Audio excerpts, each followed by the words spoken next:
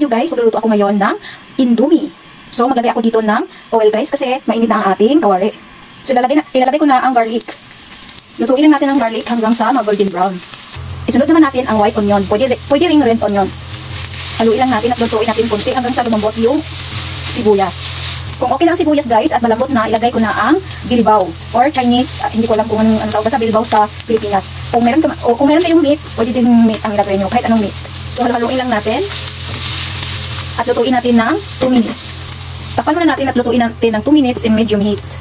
So after 2 minutes guys, haluin muna natin at ilagay natin ang carrots. Haluin at lagyan natin ng tubig. Takpan natin at lutuin natin ng 3 minutes hanggang sa kumulo. After 3 minutes guys, ilagay na natin ang Indomie. So ito yung Indomie guys. Yan. So ilagay na natin yung dalawang Indomie. Takpan natin at lutuin natin ng 2 minutes. Pagkatapos ng 2 minutes, ilagay na natin ang mga seasoning sa noodles pack.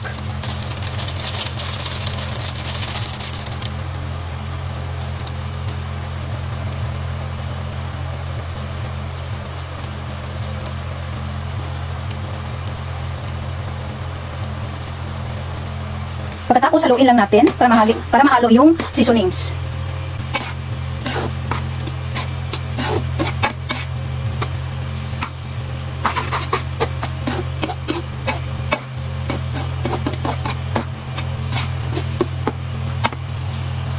Tapos ilagay na natin ang cabbage. Haluin lang natin.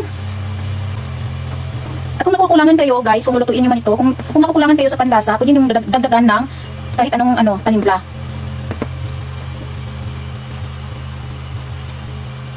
So takpan muna natin ng 2 minutes para maluto yung cabbage.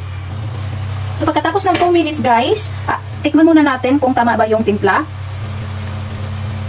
So nakulangan ako sa timpla guys, dagdagan natin ng chicken powder. So lalagyan ko ng 1 scoop ng chicken powder. Nasa inyo na guys kung anong gagamitin yung panlasa. Pwedeng asin, pwedeng oyster sauce or toyo. So haluin lang natin para mahalo yung seasonings na nilagay natin. Hindi ko pa na-off yung dito guys, fire English, yung apoy. So para mahalo talaga yung seasonings na nilagay natin. So ito guys di ba ang sarap? So okay na to guys, pwede natin itong i-transfer sa malinis na plato. So transfer natin sa plato guys ang ating nilutong Indomie.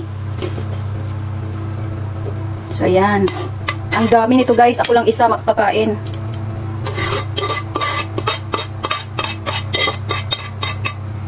So itong ating recipe for today guys, Indomie Filipino style. Diba ganito din ang pansit sa Pinas. So yan na guys. Dahil mahilig ako sa garlic, sa fried garlic, nilagyan ko ito ng fried garlic guys. Yan. Para mas lalong sasarap. Pwede din green onion. So this is it. Ito na ang aking Indomie ala Pinoy style. So ito na ang aking video for today guys. Maraming salamat sa panonood at sana na-enjoy kayo sa aking video at recipe na ginawa for today. And thank you for watching. God bless all. Bye!